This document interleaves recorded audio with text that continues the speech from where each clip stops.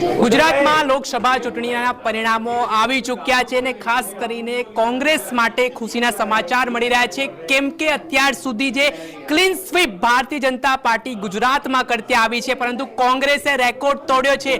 બનાસકાંઠાની જીત કોંગ્રેસે જીતી લીધી છે। બનાસકાંઠા બેઠક જે ગેનીબેન ઠાકોર ત્યાંના ઉમેદવાર હતા અને તેમણે 16,000 થી વધુ લીડ સાથે આ જીત મેળવી છે। આપણી સાથે કોંગ્રેસના પ્રવક્તા મનીષભાઈ દોશી છે, તેમની સાથે સીધી વાતચીત કરીશું। મનીષભાઈ, ખાસ કરીને અત્યાર સુધી ક્લીન સ્વીપ આપણે ભારતીય જનતા પાર્ટીનું અહીંયા જોયું છે ગુજરાતમાં, અને આ વખતે કોંગ્રેસને એક સીટ મળી છે, કઈ રીતે આખી જીતને જોઈ રહ્યા છો? બનાસમાં બેન લોકપ્રિય જનપ્રતિનિધિ ગેનીબેન ઠાકોરને બનાસકાંઠાની જનતાએ પૂર્ણ રીતે આશીર્વાદ આપીને આજે ભવ્ય જીત અપાવી છે। આ જીત બનાસકાંઠાની જનતાની છે, આ ગુજરાતની જનતાની છે અને ભાજપાના અહંકારની આ હાર છે।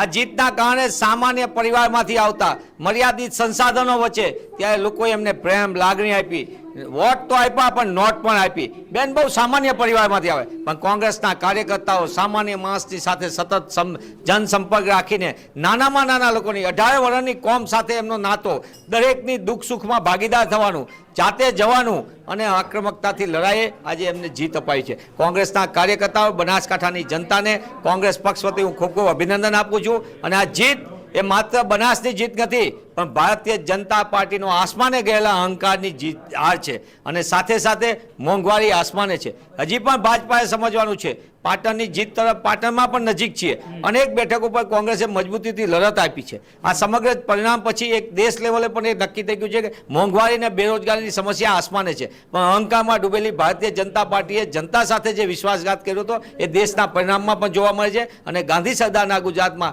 બનાસકાંઠામાં બનાસની બેન ગેનીબેનની જે જીત થઈ છે એને ખૂબ ખૂબ અભિનંદન પાઠવું છું। અને આ જીત પછી આગામી દિવસોની અંદર કોંગ્રેસ પક્ષ જે ન્યાયની લડત લઈને રાહુલજી આખા દેશમાં જે વાત લઈને નીકળ્યા છે એ શરૂઆત બનાસકાંઠાથી થઈ છે।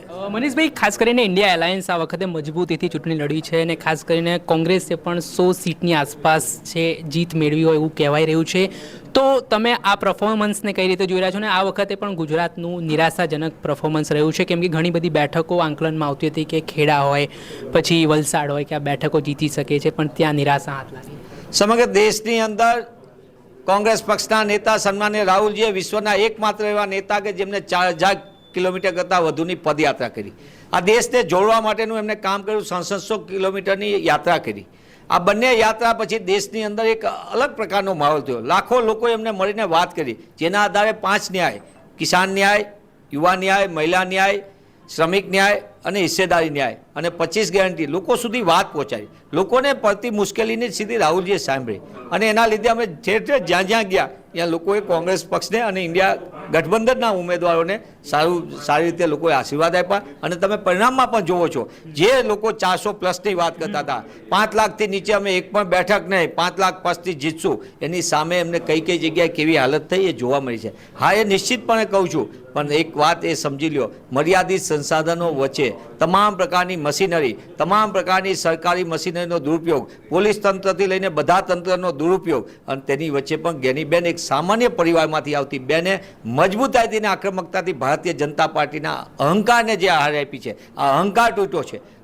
આ બનાસની જીત એ ખાલી માત્ર કોંગ્રેસની જીત નથી પણ ગુજરાતની જનતાની પણ આ જીત છે, કારણ કે બનાસકાંઠામાં બેને જે રીતની લડાઈ આપી, એક બાજુ તમામ પ્રકારના સહકારી સંસ્થાઓના પારાવાર પૈસાની રેલમ છે, દાદાગીરી, ગુંડાગીરી, તંત્રનો દુરુપયોગ, અને બધાની વચ્ચે બનાસની બેન ગેનીબેનની આ જીત થઈ છે, એને હું ખૂબ ખૂબ અભિનંદન પાઠવું છું। મનીષભાઈ, છેલ્લો પ્રશ્ન, જેવી રીતે આદિવાસી બેલ્ટમાંથી રાહુલ ગાંધીની ભારત જોડો ન્યાય યાત્રા પસાર થઈ, પરંતુ તે જગ્યાએ કોઈ એવી અસર જોવા ના મળી ચૂંટણીના સમયને। હાલ તમે દાહોદની વાત કરો, છોટાઉદેપુર બેઠકની વાત કરો, એ તમામ બેઠક પર કોંગ્રેસને હાર પ્રાપ્ત થઈ, તો કેમ આવી પરિસ્થિતિનું નિર્માણ થયું? શું કારણ હોઈ શકે? કેમ કે આદિવાસી બેલ્ટ એ કોંગ્રેસની મજબૂત વોટ બેંક પહેલા રહ્યો હતો। જે પરિણામ બીજા વિસ્તારની અંદર જ્યાં પણ અમને લોકસભાના પરિણામનું એનું સંપૂર્ણપણે મૂલ્યાંકન થશે, પણ મૂળભૂત રીતે વાત આજ આનંદની વાત એ છે કે જે લોકો તમામ પ્રકારના હથકંડા અપનાવીને ચૂંટણી પહેલાં, ચૂંટણી દરમિયાન અને ચૂંટણી પછી તમામ પ્રકારની તેવા સમયે કોંગ્રેસ પક્ષ એક ટીમ કોંગ્રેસ તરીકે ઊભી થઈ। કોંગ્રેસ પક્ષે તમામ ઉમેદવારોની પસંદગીથી માંડીને મતગણના સુધી તમામ બાબતમાં એલર્ટ રહ્યા। ભાજપા તમામ પ્રકારના હથકંડા છેલ્લા દિવસ સુધી અજમાવ્યા, અમને ખબર હતી। તેવા સંજોગોમાં બનાસકાંઠાની અંદર ગેનીબેન ઠાકોરનો વિજય એ અદ્ભુત ને વિજય છે. એ વિજય એવા સમયે થયો છે કે જ્યારે એક તરફ આખું તંત્ર લડતું હતું, તમામ પ્રકારના હાથગંડા અપનાવતા, એની વચ્ચે એક સામાન્ય પરિવારથી આવતા બેને આક્રમકતાથી લે છે. કોંગ્રેસનું સંગઠન મજબૂતાઈથી લેવું, અને માત્ર એક જગ્યાએ નહીં, જીત મેળવી છે એમને બનાસકાંઠામાં, પણ આપ જોતા હશો કે અનેક જગ્યાએ કોંગ્રેસ પક્ષના ઉમેદવારોએ મજબૂતીથી લડત આપી છે, અને એની હકીકત લોકોને જોવા મળી છે. ચોક્કસથી મારી સાથે કોંગ્રેસના પ્રવક્તા છે મનીષભાઈ દોશી, તેમના દ્વારા કહેવામાં આવ્યું છે કે જ્ઞાનીબેન ઠાકોરે જે જીત પ્રાપ્ત કરી છે 75 વર્ષ પછી કોંગ્રેસે આ ટિકિટ છે તે જ્ઞાનીબેન ઠાકોરને એટલે કે ઠાકોર સમાજને આપી હતી, અને આને જ લઈને હાલ હવે ઉત્સાહનો માહોલ છે તે કોંગ્રેસમાં જોવા મળી રહ્યો છે. જ્ઞાનીબેન ઠાકોરે જીત પ્રાપ્ત કરી છે તેને લઈને હવે કોંગ્રેસના કાર્યકર્તાઓમાં ભારે ઉત્સાહનો માહોલ જોવા મળી રહ્યો છે. કેમેરામેન કલ્પેશ સાથે ફૈઝાન રંગરેજ, નવજીવન ન્યૂઝ, અમદાવાદ.